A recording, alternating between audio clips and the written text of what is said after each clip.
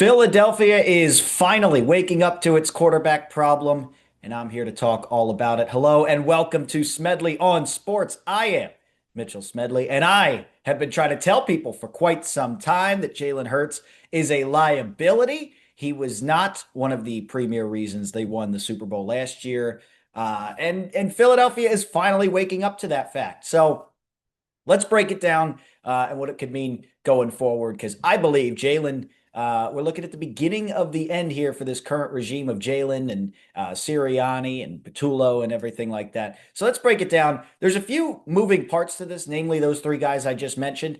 I'll talk about Sirianni and Patullo more in depth maybe tomorrow. But first, I want to talk about the quarterback, the on the field play, because Jalen Hurts for quite some time now has not been the reason the Eagles have won football games, even though the narrative around him has been all he does is win. All he does is win. When I ask people, what does he do? What is his benefit to the team? All he does is win. Well, that's come to a screeching halt. They've gone 500 in their last 8 games, 4-4, with losses in there to the Giants and to the Broncos and to the Bears and to the Cowboys. So Jalen Hurts has continued to play as he began his career. When he's able to run and keep defenses on his toes, the offense loosens up. When he has to throw, he's incapable of it. He cannot throw accurately down the field. He cannot read a defense properly. He cannot go through multiple progressions like you see most competent quarterbacks able to do. Jalen Hurts has now taken away the running aspect of his game. His running numbers, his running attempts are down, and it shows. There's no option plays where it might be Jalen running, it might be Saquon, and that's allowed defenses to key in on Saquon Barkley. That's why Barkley's numbers are down. Everybody wants to highlight the offensive line. Look, the offensive line is struggling compared to what it usually is. Usually it's the best offensive line in football. Stoutland University always reigns supreme. We don't have the best offensive line in football this year. We still have a good offensive line here in Philadelphia. And you're seeing that when all conditions are not absolutely perfect for Jalen, he doesn't win.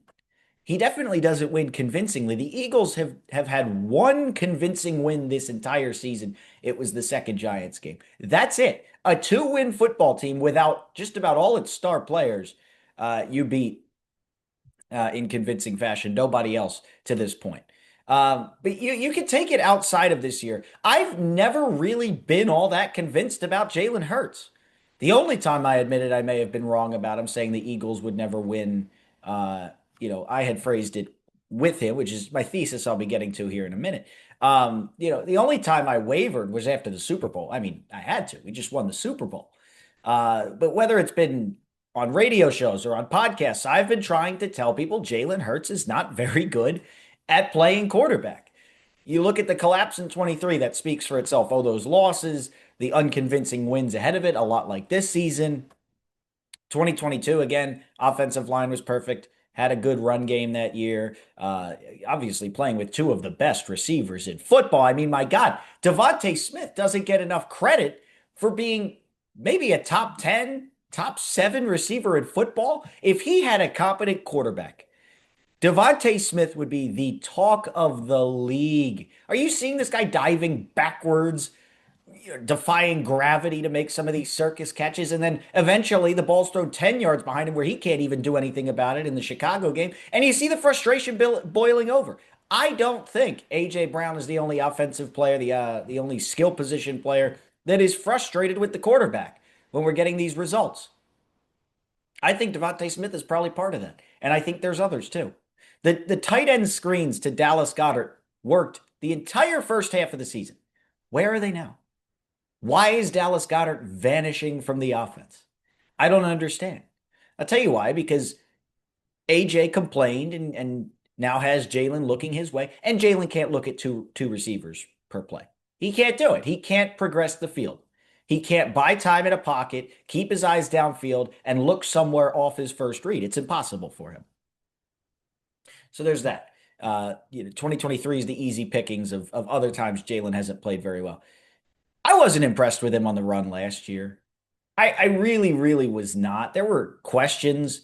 I don't know if anybody cares to remember, but there were questions. the second half of last year. How many convincing wins did the Eagles have last year? Really not many. They started off with a tight game against Green Bay where the offense played well eventually after a slow start. Remember they couldn't score in the first quarter last year? I think it was until the Jacksonville game the Eagles had first quarter points. So this offensive struggle is nothing new. They lost those games to the Falcons, couldn't score against the Saints in week 3. The Bucks game got blown out. People don't remember how close the Sirianni regime was to collapsing in 2024. Week 6, after the bye week, we played at the Link, barely scraped out a win against the Browns, and Sirianni went off the field taunting Eagles fans that had been booing him. This thing was close to collapse again last year, and it's only because Vic Fangio was here and some really good draft picks, and he was able to utilize them perfectly. And, that's all the credit in the world to Vic Fangio, I think, for stabilizing the entire team en route to a Super Bowl. But even in the playoffs, Jalen Hurts didn't impress anybody. 22 points against the Packers, working with a ton of short fields. 7 of those points came off the fumble on the opening kickoff. I mean, the Rams game, do you remember how many awful sacks Jalen took, taking us out of field goal range, the safety? Rams game should have been a blowout, even with the prevent defense at the end. And then the Washington game in the NFC Championship game, 7 of the 8 touchdowns came on runs. And the only passing touchdown, I believe, was on a short field after a Washington turnover to A.J. Brown. Similar thing in the Super Bowl, 40 points. How did those 40 points happen? Well, 7 of them were defensive. Another 7 came when you started first and goal after the Bond pick. So that's 14 right there. Does anybody remember the pick that Jalen had the first quarter that took minimum 3 points off the board? All the drives we had that stalled out in the red zone and we had to kick field goals, should have put 50 up in the Super Bowl, minimum. There's tons of play. I could point to a million different examples. The Saquon Barkley throw in the Super Bowl where Barkley had to turn around and make a circus catch to just catch it. If he's hit in stride, it's a touchdown. He was down at the 4. They couldn't score there. Field goal. Anyways, all that to say, I've never very much been impressed with Jalen Hurts' ability as a thrower. His rushing ability has diminished. All that to say, I don't think the Eagles have ever won because of Jalen Hurts. They've won with Jalen Hurts because they put stacked teams around him. Stacked. The 2022 Eagles defense was very, very good. 2022 Eagles offense was very, very good. A lot of the same players still remain. Those players are getting older now. Barkley's here now. He touched the ball a ton last year. He's got to be tired. He was the whole offense last year because we couldn't throw it. So if you're looking for someone to blame for Saquon's obvious dip in production, potentially as a result of fatigue from having to touch the ball a million times last year, look no further than the quarterback. So that's one thing. I don't know. I'm saying that's one thing a lot. There's a lot of things here. There's a ton. There are a ton of reasons and things I could point to that say the Eagles don't win because of Jalen Hurts. They win with him. He's there. He's in the building. He's on the field. I mean, the times that I've been very, very impressed with Jalen Hurts stick out like a sore thumb. Like, I clearly remember being very impressed with the touchdown pass to Olamide Zaccheaus 2023 against the Bills, where Jalen got out, directed traffic downfield, kept the play alive, kept his eyes downfield, looked around the patterns, and found Zaccheaus in the end zone. Great play. Can't do it consistently. That's what separates players from really good players from great players. How consistent can you make good plays? Anybody can make a good play. Josh Huff had kickoff returns. You know what I mean? Look, Nick Foles, I don't think anyone would argue he's a great quarterback. He's good. And he was able to be good in the biggest moments. Nick Foles' career is crazy, but just pulling examples here. It's about how consistent you can be great. Tom Brady was consistently great. Matt Stafford consistently makes good plays with the football. He wasn't on a good team for over a decade. He's just now blossomed into the probably first ballot Hall of Famer that he should have been all along. I can go around the league. You know, young guy, Drake May. Anybody close to me knows how much I love Drake May. Drake May consistently makes really good plays. The one gripe I have with Drake May's game is when they get down in the red zone. I have to take a closer look at that. I'm not a Patriots fan, so I don't watch it that closely. From a bird's eye view, Drake May makes smart plays with the football all the time. All the time. And he's able to throw it accurately downfield. Jalen Hurts doesn't do that. Jalen Hurts is so focused on not turning the football over and not having it be his fault that they lose, because deep down I think he knows he's not going to be the reason they win. He wants to be the reason they don't lose. Conservative, loser mentality right there. So he's so concerned with not turning the ball over that he doesn't try to go out there and make difference-making plays so that when something does happen, when you do fumble a tush push or throw a stupid interception, it costs you the game. The team that doesn't turn the ball over, and that's their formula, they've turned the ball over twice in consecutive games here. They've lost both games. That's not to say that their formula is correct. No, you should have a formula that doesn't put you in that situation in the first place. Instead of a formula where it's, we're going to score maybe 20 points, hopefully our defense holds them to 10, and we just grind out a win. It's going to be ugly, but we're going to win by not turning the ball. No, how about instead you have a formula that says, we're going to go out there, we're going to hang 33 on you minimum because we have A.J. Brown, Devontae Smith, Dallas Goedert, Saquon Barkley, etc. That's not unreasonable. Against the Chicago Bears defense, who Joe Flacco put up over 40 on. Joe Flacco, at his ripe old age. Jalen Hurts and the Eagles put up 15? 15 points? Give me a break. That was disgraceful. Anyone who isn't disgraced by the Philadelphia Eagles right now must not be watching the same games I am. Maybe they have 2024 highlight packages on. I'm disgraced, I'm frustrated, and I want to figure out who the problem is. I think I know. I think I am pretty confident that I know. And I have a way to figure it out. I am officially calling. I'm going to get in early. I know a lot of people don't want to do this. It's stupid, probably. But I want to know. I'm not watching another 2023 collapse and sitting here doing nothing about it.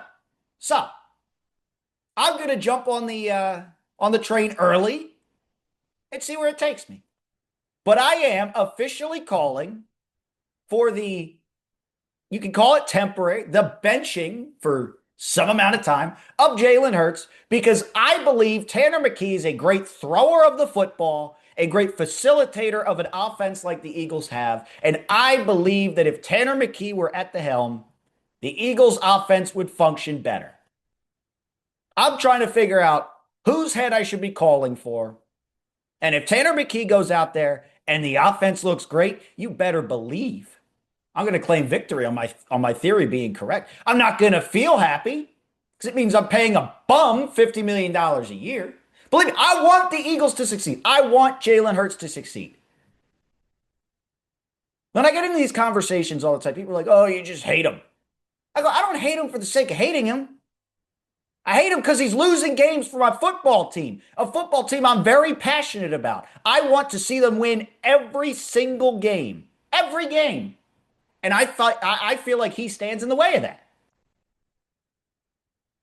So I'm calling for the benching of Tanner McKee. We're going to see how the offense goes.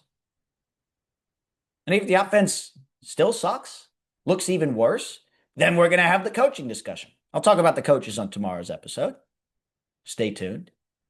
But this is about Jalen. Because I'm told he's an elite quarterback, top 5. Now, Jalen is average to below average at this point. He's not good. When has he consistently been good at anything? When has he been the reason that you point to and say, wow, Jalen Hurts took over that game? Tom Brady used to take over a game. Patrick Mahomes takes over a game. Josh Allen takes over a game. These quarterbacks that do it at a high level, they take over a game, and Jalen's incapable of that. It'd be very easy for this Eagles team to have two Super Bowls right now. Jalen fumbled one of them away. Eagles had the ball. He fumbles a snap. Chiefs pick it up for a touchdown. Eagles lost that game by 3 points. Take the 7 away for the Chiefs. Final score is 35-31 Birds. And if they score on that offensive possession that they had, might even be more. I know other things can happen, and it's not how the rest of the game would have gone. I understand that. Interesting what if. But he plays a brand of football. And I know he put up 35 points that game. That was one of his better games. He still had a glaring mistake. 35 points for Jalen Hurts. You're like, whoa. Feels like 70.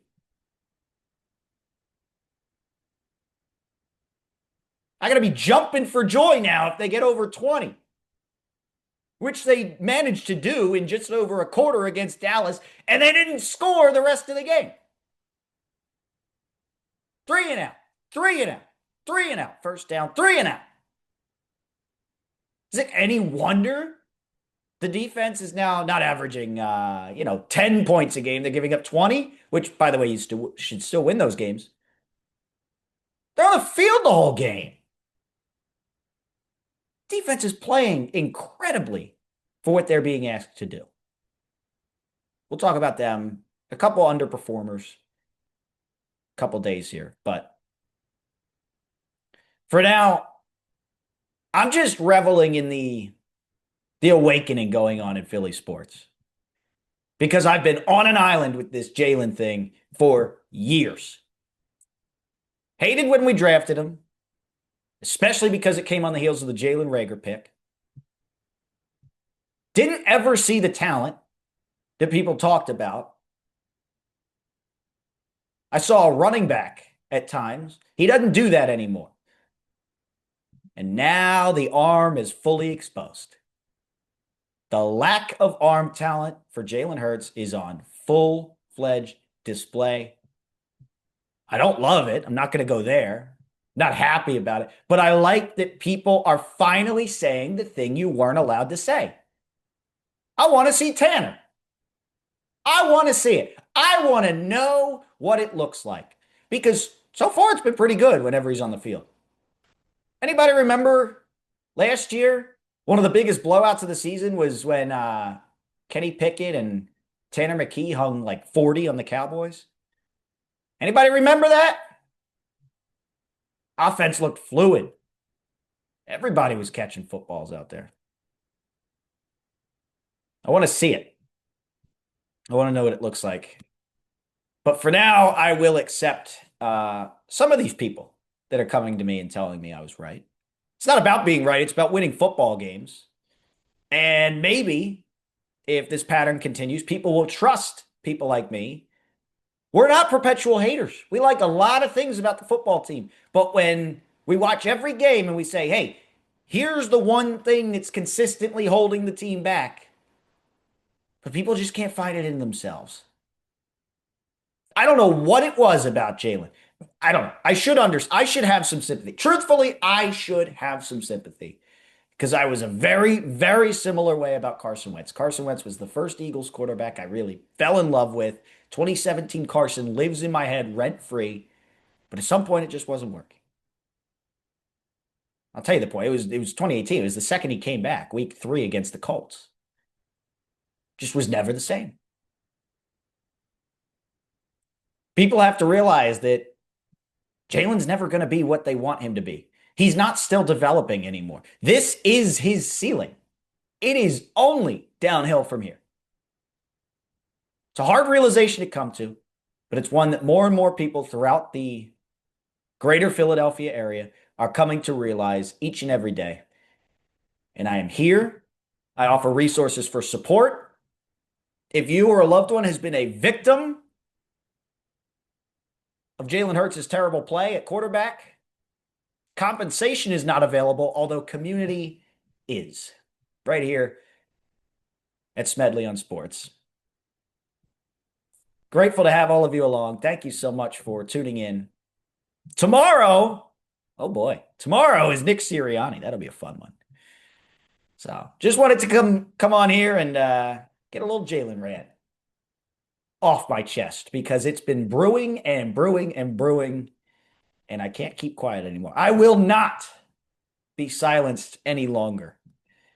Jalen Hurts is not the future of the Eagles. He'll be out of here probably within 2 years from the end of this season.